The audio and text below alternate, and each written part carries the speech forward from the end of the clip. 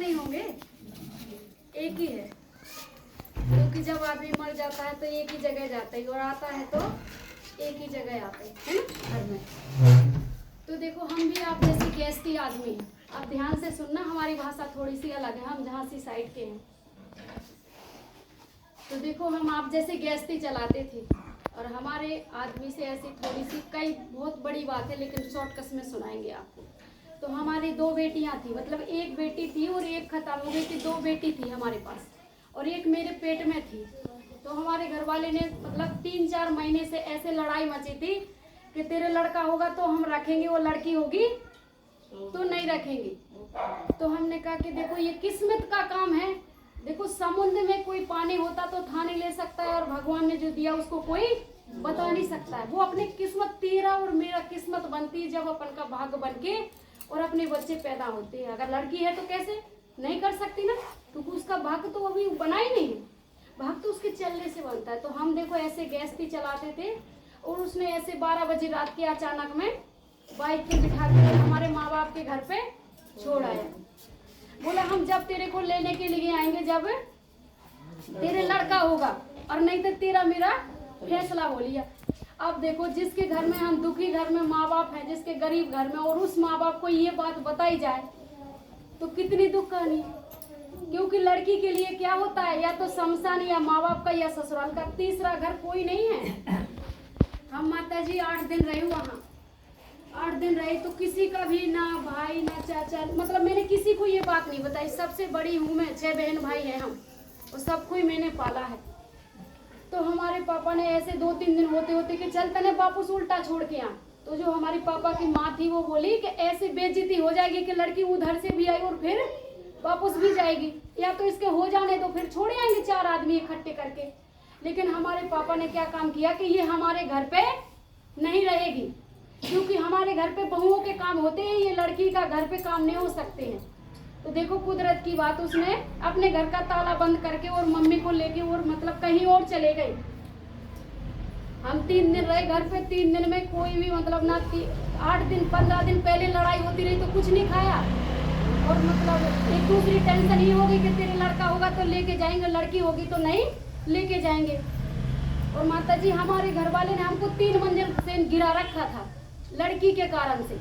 मेरे 2 लड़कियों, हमारी इतना था सिर में घाव कि देखो माँ बाप को घाव कैसे बताए, दूसरा तो घाव इतना बड़ा है कि भर भी ना सके।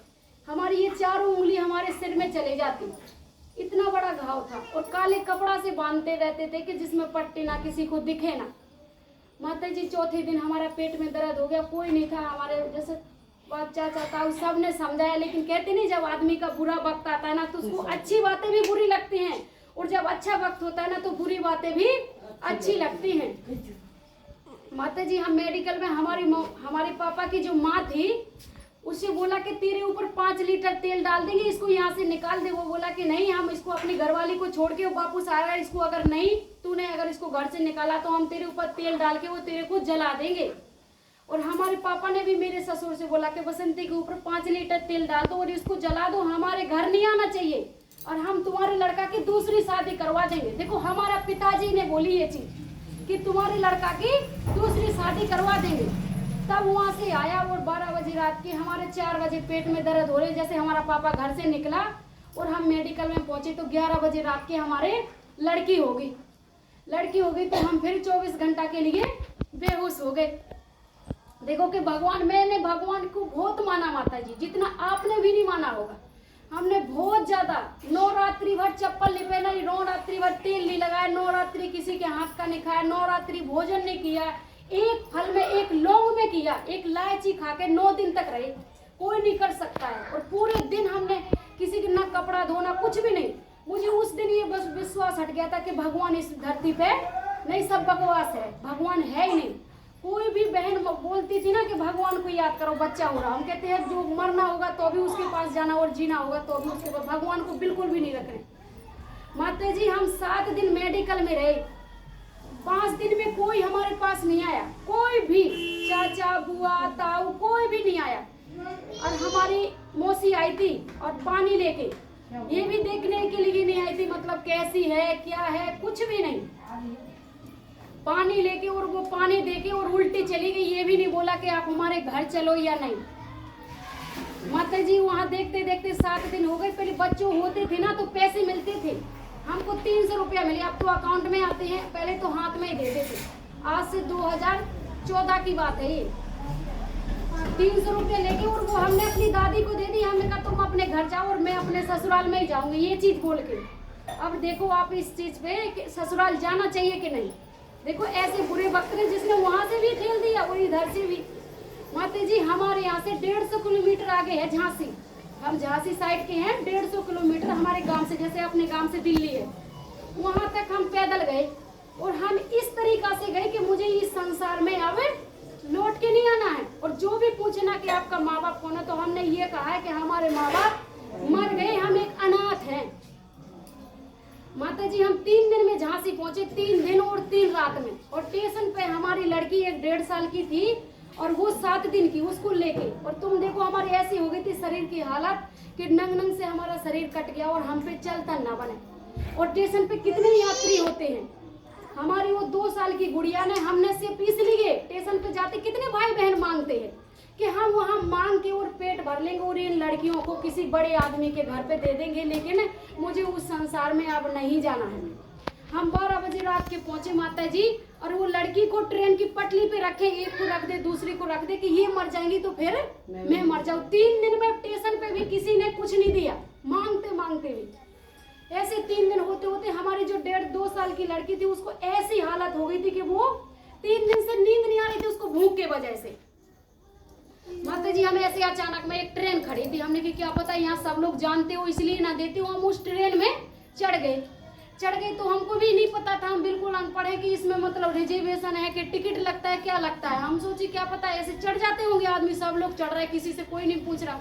चढ़ के और जहाँ रिजर्वेशन के नीचे, सीट के नीचे, और हम छुप गए कि कोई भाई देख ना ले। और एक सीट पे दोनों बच्चे को सुला दिया, भाई जिसको चाहना हो तो ले जाएगा और बच जाएंगे तो फिर संभाल लेंगे। दूध तो बिल्कुल नहीं था क्योंकि 1 महीना हो गया कुछ नहीं खाया। हमारी माता जी ऐसी हालत हो गई थी कि हमारा दिमाग करना काम बंद कर दिया था कि हम करें भी क्या। और वो ट्रेन चल पड़ी। हम भगवान से बार बार यही प्रार्थना करें कि हे परमात्मा कोई टीटी वाला आ जाए और हमको पकड़ के जेल में बंद कर दे। जेल में बंद कर देगा तो हम उसके यहाँ करेंगे जो भी, तो कम से कम रोटी तो मिलने लगेगी। हे परमात्मा किसी को भेज। कोई तो सोचता है कि टीटी देख ना ले, और ये ऐसे लगे कि वो फिर टीटी आया तो बोला अपना टिकट दिखा। तो हमने कहा भैया हमारे पास नहीं है कोई भी टिकट विकेट। तो बोली तू किसी को मार के आई, मतलब ऐसी स्थिति हो गई थी जैसे हम किसी को मार के या किसी ने हमको मारा हो, ऐसी हालत थी।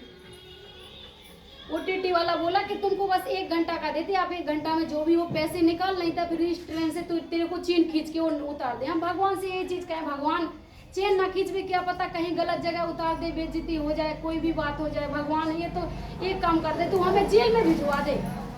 देखो कुदरत की बात, भगवान को याद करते करते जो जिस पे लड़की बिठा रखी थी वो था पंजाब का था, और मुझे भी पता नहीं था कि ये ट्रेन कहाँ जा रही। अचानक में चढ़ गए, जहाँ तक जाएगी चले जाएंगे, नहीं जाएगी तो रुक जाएंगे, किसी का कोई पता नहीं। घर से 15 दिन हो गए, किसी ने कुछ नहीं पूछा।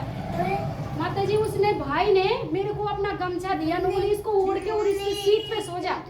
हमारी माता जी आ रही थी, वो आई नहीं है, और आप उसके बदले से उससे कह देंगे कि वो तो नीचे उतर गई। वो टीटी जैसे चल गया और हम उठ के और वो हम उसके चरणों में गिर गए। उस भाई के, भगवान तेरा कितना शुक्रिया करूं भाई, आपने बचा लिया। उसने 2 रोटी दी हमको, 2 रोटी दी। तो उस लड़की को जैसे उसने 1 रोटी खाई, और रोटी खाते ऐसे सो गई कि वो 9 बजे ट्रेन चली, वो सुबह 4 बजे रोहतक आई, और वो लड़की उठी भी नहीं। माता जी अब हमें ये नहीं पता था कि हम कहाँ जाए। वो भाई हमसे बहुत प्यार से पूछे कहाँ जाओगे बेटा, बताओ हम आपको पैसे दे दें, टिकट दे दें, लेकिन नहीं। वो देखो कुदरत की बात, वो टीटी आया और उसने फिर कुछ नहीं कहा मेरे से, और उसने मेरे यहाँ कुछ लिख दिया कि तू कहीं भी जा तेरे को कोई ना बोले। देखो भगवान की बात। तो माता जी जैसे उसने बताया हमको कि दिल्ली है, दिल्ली से बहादुरगढ़, फिर सांपला आएगा, फिर रोहतक आएगा। तो हमारे मम्मी पापा यहाँ पहले काम करके जा रहे थे, तो मेरे अंदर थोड़ी सी हिम्मत हो गई कि चलो रोहतक आ जाएगा तो वहाँ उतर जाएंगे। आप झूठ मानोगे माता जी, जिस माँ बाप हमारे, जिसके मकान में हमारे माँ बाप रह के गए, वो आंटी मेरे को स्टेशन पे बैठे हुए, जैसे मैं उतरी, दादाजी मुझे बता देना कि रोहतक कहाँ है। हम जैसे उतरे और उसने मेरे को गले से लगा लिया। देखो मैं उसको जानती भी नहीं, मेरी शादी नहीं हुई थी जब आए थे मैं, और गले से लगा के, और वो माता बोली कि चल मेरे साथ। और मैं तो पता नहीं किस काम आ रहे थे, वो काम भूल के, और मैं तो चल तेरे को लेके चलूं। माता जी वो अपने घर पे लेके गई मेरे को, और उसको भी नहीं पता था कि इतने दिन की थकी हुई मेरे पे बिल्कुल भी चलना, कि रात भर फिर रेस्ट कर लिया तो बिल्कुल भी चलना ना मैंने। चलते रहे सुनारिया चौक से, वो सुनारिया चौक की तरफ बाल्टी फैक्ट्री है, उधर की थी वो माता। उसके पास गए और उसने अपनी बहू के कपड़ा दिए, और वो जो हमारे कपड़े थे गंदे वो सारे उसने पन्नी में भर के फेंके, और उस माता के घर में रहने लगी। तो वो माता रोज हमको रोटी देवे खाने के लिए, 4 रोटी 6 रोटी। तो हम 1 रोटी खाए, उसका भी बेचारी का आदमी नहीं था, तो मैं 1 रोटी खाते थे कि बस जीते रहूं। इसका ज्यादा खाएंगे तो जल्दी खत्म हो जाए, इसको बेचारी को इतना रख लिया, इसके लिए कितना बड़ा शुक्रिया है माता जी। हमें दिन ना रात हमें नींद ना आवे, हम उसके पास 6 महीना होगा रहते रहते, हमारा कोई अता पता कोई भी ना पूछे, और हमको बिल्कुल रात में नींद ना आवे, मतलब हम पागल होने के कगार पे पहुंच गए। और जो अपन ये चुन्नी ओढ़ते हैं ना, इस चुन्नी में वो लेस लगाती थी 54 रुपया में। हम उस माता जी से कहे कि माता जी आप हमको भी चुन्नी लेके आना और हम भी लगाएंगे। हम लगाए माता जी, तो हम रात भर में 50 चुन्नी ना लगा पर कहीं उल्टी लगा दे, सिल्टी, मतलब दिमाग काम ही ना करे कि भगवान अब हम क्या करें। ऐसे रहते रहते माता जी एक दिन वो माता बोली कि बसंती चाय पत्ती लेके आ 5 रुपया की। तो बाहर हम कभी निकलते नहीं थे कि कोई गलत निगाह से ना मेरे को देखे। वो चाय पत्ती लेके गए लेने के लिए, तो जिस माता ने ये 3 लोग का चित्र करवाया ना, ये माता भी वही दुकान पे खड़ी थी। तो ये माता बोली कि बसंती तू ओम शांति का ज्ञान सुन ले, तू जब भी बोलते रहे तेरे को सबको समझाते रहे, तो मैंने नहीं सुना। भगवान तेरे लिए हम माता जी हम भगवान की तरफ से थक लिए, भगवान की बात मत कर हमारे पास, ना तो भगवान की करना आदमी की। हमारी ऐसी स्थिति हो गई थी कि हम किसी आदमी को निगाह भर के नहीं देखते थे, जहर मतलब दुश्मन की तरह था आदमी हम। कि बताओ जिसके साथ सब कुछ किया, संसार समझता है, बच्चे माँ बाप आदमी को संसार मानता है, और हमारी ये स्थिति हुई, और वो भगवान देख नहीं रहा था, वो भगवान मर गया था हमारे लिए। माता जी ये रोज बोले हम ना सुने। 2-3 बार हमारे घर पे आई तो हम गेट बंद कर ले, कुंदी ऐसा बाहर का रूम ले रखा था हमने कि उसके बच्चे कोई भी चीज खाए तो हमारे बच्चे देखे ना। ये माता रोज सुनाती रहे, हम अंदर से गेट बंद कर ले, और ये माता सुनाए कि आप शरीर नहीं, आप आत्मा हो, आपका आत्मा के उनका कनेक्शन था, पिछले जन्म में उसको दुख दिया इसलिए आपने वापस। ये बोलते जाए, हमको आपकी भाषा समझ में नहीं आती क्या बोल रही है। बोल बाल के चल जाएगी अपना अकेले, जैसे आप नहीं कहे आप आए होगे बुलाए होगा तो बोल गए, ऐसे तो बहुत से ज्ञान हो गए, बहुत से सत्संग हो गए। कई माता सोचती हैं क्या कहो के चली जाएंगी। ये रोज सुना माता जी, और हमें समझ में कुछ ना, लेकिन हमें नींद आने लगी, मतलब शांति से। जैसे अभी बहनें सो रही थी ना तो नींद आने लगी, तो हमने कहा, हमने इससे कुछ ना, इससे ये भी नहीं कह सकते कि तू ना, ये भी नहीं कह सकते तू जा, मतलब नींद आने लगी तो हम इससे कुछ ना बोले कि तू अंदर भी आ जाए या बाहर। ये अंदर इसे सुनाते रहे, हम सो जाए, ये गेट बंद करके चले जाए। माता जी एक दिन ये बोले हमसे, बोले कि एक दीदी है जो अभी आएंगे, कि एक दीदी है उनने भगवान के साथ शादी करी, आप उनसे मिलो। तो मैंने कहा कि सर मैं थोड़ा सा मन पावर आई अपने आप में कि इंसानों से शादी करी, एक बार ये और देख लो कि जिसने भगवान से करी वो कैसा होगा। आप यकीन करके मानो, हम गए इनके साथ संडे को, तो वहाँ पहनते सफेद कपड़ा और हम चले गए काले कपड़ा पहन के, और वहाँ गए तो मुझे अजीब सा लगे अलग से, तो हम जाके एक कोने में बैठ गए।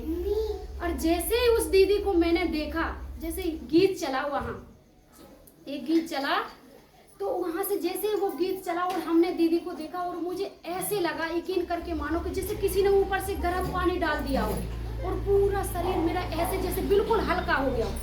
तो कई बोलते नहीं ओम शांति वाले जादू करे, तो मेरी वो माता जी भी बोलती थी वहां ना जाए कर वो जादू कर। मैंने सोचा कभी सच में ही मेरे ऊपर तो जादू कर दिया। माता जी हम ऐसे गए, तो उस दीदी ने बाद में देखो, उन दीदी को ये पता नहीं था कि इतनी दुखी है। दीदी ने मेरे को गले से लगाया, तो मैंने कहा देखो ये अनजान है और गले से लगा लिया, बड़ी अचंभे की बात है। गले से लगाया तो आप ये मानो मुझे ऐसे लगा जैसे संसार मिल गया हो, जैसे कोई अपना खास दोस्त आ जाए और आपकी दुख की बात सुन ले तो आपको संसार उसमें नजर आवे, क्या भगवान में क्या उसमें। मुझे ऐसे लगे जैसे संसार मिल गया हो माता जी। वो दीदी बोली कि आपका घर है और आप ये सोचो कि माँ बाप सास ससुर सब मैं ही हूँ तेरे लिए। मुझे अंदर से एनर्जी सी आ गई, अंदर से पावर सी, मतलब कि अब कोई जीने के लिए रास्ता मिल गया। हम हर संडे जाएं, आप लोग कहो ना कि हमारे छोटे छोटे से बच्चे, हम उस 7 दिन की गुड़िया को गेट बंद करके, वो 1.5 साल की को कुंडी लगा के, और हम संडे को चले जाओ, भी सोते ही पावे हमें उस कुंडी लगा के, और हम सुबह 11 बजे जाओ और शाम के 3 बजे आए, 3 बजे से वे सोते ही पाए। हम लोग सोचे भाई ये भगवान तो कमाल का है, या तो जादू करे भाई कोई भी। ऐसे जाते जाते माता जी हमको 3 साल हो गए वहाँ सेंटर पे। जाते जाते माता जी ऐसे लगने लगा मुझे जैसे मुझे किसी भी संसार में किसी ने दुख नहीं दिया। अपने आप में ये लगने लगा कि भगवान ने मुझे उनसे दुख दे के मेरा अच्छा जीवन बना दिया। आते आते माता जी हम काम करने लगे, एक छोटा सा काम करने लगे, छोटा सा। तो काम करते करते और एक भाई मिला मुझे,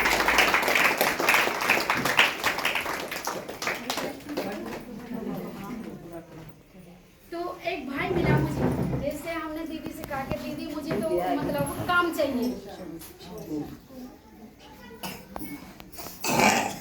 जैसे अपन कहते हैं ना कि हम मंदिर में जाएंगे तो मेरा क्या काम बनेगा, कहते हैं ना, किसी भी गुरु के पास जाएंगे तो कहेंगे बाबा हमारा ये काम हो जाना चाहिए, है ना। अपन ऐसी अपनी अपनी इच्छाएं रखते हैं।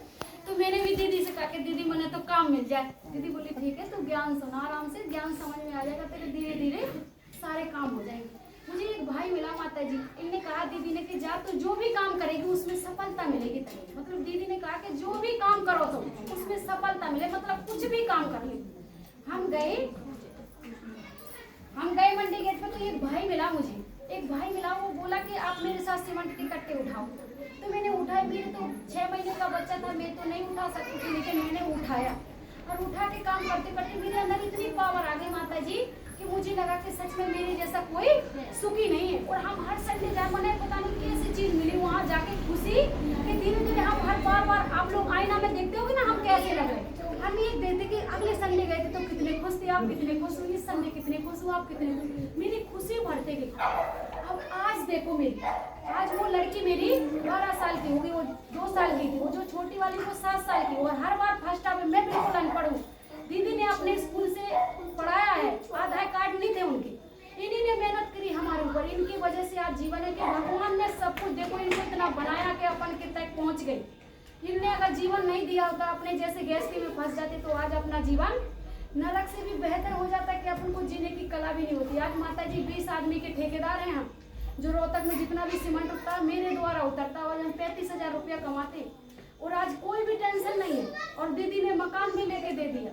और आज मेरा जीवन इतना है कि शायद हम जानते कि कोई जो एरोप्लेन चलाता उसका भी जीवन इतना खुशी नहीं होगा जितना मेरा है। और मैं यही चाहती हूँ कि हर भाई बहन को परमात्मा से मिला दूं, या परमात्मा का, क्योंकि बाप सबका है ना, पिता परमात्मा सबका बाप है, तो सबके बस उसका संदेश पहुंचे। जब आप उसको घर घर से बुला के एक बार सुनो, ये और किसी देहधारियों का ज्ञान नहीं है, सच्चा परमात्मा का ज्ञान है, जो अपन को नर ऐसी करनी करे कि नारायण बन जाए, और लक्ष्मी ऐसी करनी करे कि नर ऐसी करनी करे जो नारायण बन जाए, और नारी ऐसी करनी करे कि लक्ष्मी बन जाए। अपन नारी ऐसी करनी करे, ये शरीर ऐसा ही रहेगा, करनी करना है, ठीक है।